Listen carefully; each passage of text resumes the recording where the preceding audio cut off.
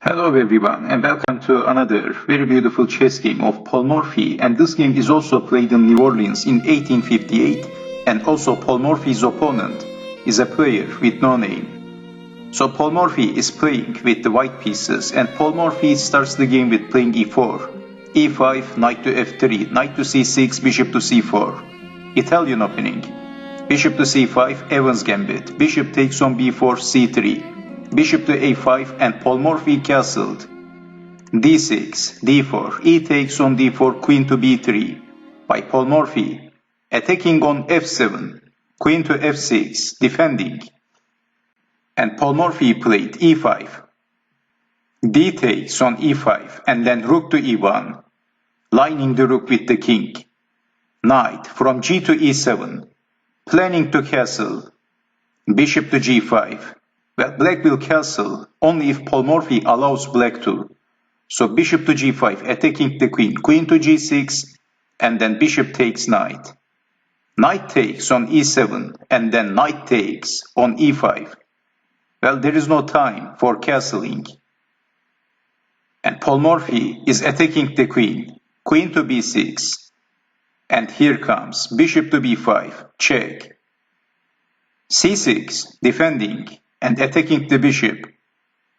Paul Morphy captured the pawn, queen takes on f7, check, king to d8.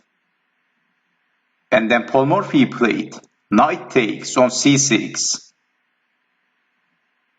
Well, Paul Morphy is sacrificing the knight. But we have knight takes on c6. Bishop takes on c6. And then queen to c5, not capturing the bishop. If b takes on c6, then we have queen to e7, checkmate.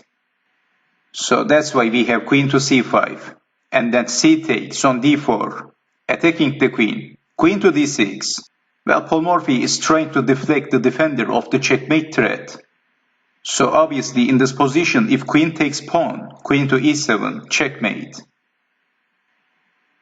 So this is why after Paul Morphy captured the pawn, black desperately played queen to d6. And then Paul Morphy played queen takes on g7, attacking the rook. Well, black captured the rook, and then Paul Morphy also captured the rook on h8, check, king to c7, and then queen takes on h7, not defending the bishop, bishop to d7.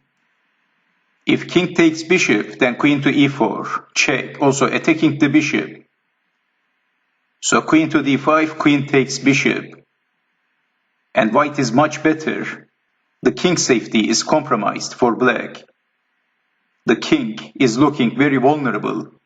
So if queen takes on d4, knight to a3, and white is much better. So black played bishop to d7, and then Paul Morphy captured the bishop. Queen takes on d4, bishop to b5, check, king to b6, and then knight to c3. Well, Paul Morphy is sacrificing the knight and saving the rook. Bishop takes knight, and then Paul Morphy played rook to b1.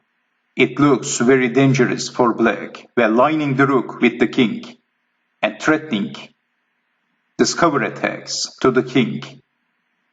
So rook to d8, Paul Morphy played bishop to e6, what a move.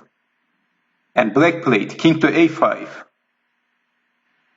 Of course, if king takes bishop, then queen takes on b7, king to a5, queen to b5, checkmate.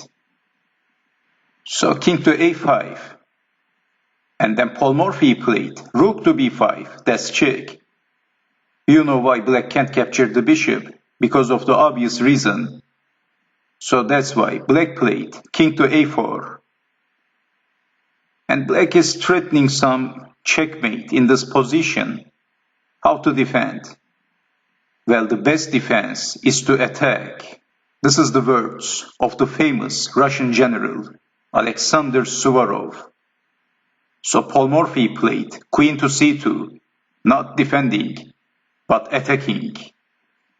King to a3. And then Paul Morphy played queen to b3, Checkmate. What a brutal chess game by Paul Morphy. Well, this chess game was as epic as the battle scenes in the Braveheart movie.